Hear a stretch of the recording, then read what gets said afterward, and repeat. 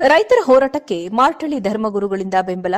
ಏತ ನೀರಾವರಿ ಯೋಜನೆಯನ್ನು ರೂಪಿಸುವಂತೆ ಆಗ್ರಹಿಸಿ ಚಾಮರಾಜನಗರ ಜಿಲ್ಲೆಯ ಹನೂರು ತಾಲೂಕಿನ ಮಲೆಮಹದೇಶ್ವರ ಬೆಟ್ಟದ ಮುಖ್ಯ ರಸ್ತೆಯ ವಡಕೆಹಳ್ಳ ಗ್ರಾಮದಲ್ಲಿ 16 ದಿನಗಳಿಂದಲೂ ಕೈಗೊಂಡಿರುವ ರೈತರ ಅಹೋರಾತ್ರಿ ಧರಣಿಗೆ ಮಂಗಳವಾರ ಮಾರ್ಟಳ್ಳಿ ಚರ್ಚ್ ಧರ್ಮಗುರು ಫಾದರ್ ಡಾ ಎಂ ವಿನ್ಸೆಂಟ್ ನೇತೃತ್ವದಲ್ಲಿ ರೈತರು ಧರಣಿಗೆ ಬೆಂಬಲ ಸೂಚಿಸಿದರು.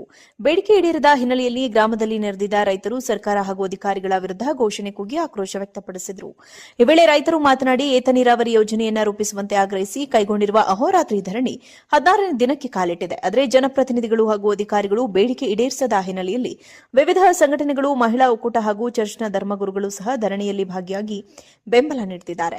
ಧರಣಿ ಮುಂದುವರಿಯುತ್ತಿದ್ದರೂ ಸರ್ಕಾರ ಈ ಬಗ್ಗೆ ಕ್ರಮ ಕೈಗೊಳ್ಳದಿರುವುದು ನಿಜಕ್ಕೂ ಬೇಸರದ ಸಂಗತಿ.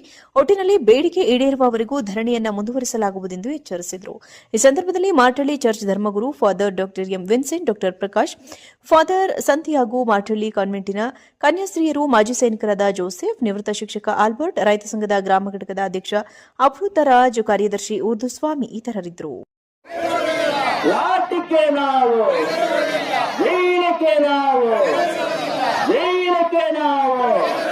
ಕರ್ನಾಟಕ ರಾಜ್ಯ ರೈತ ಸಂಘಕ್ಕೆ, ರೈತ ಮಕ್ಕಳಿಗೆ, ರೈತ ಮಗಳಿಗೆ ಬೇಕು ಬೇಕು.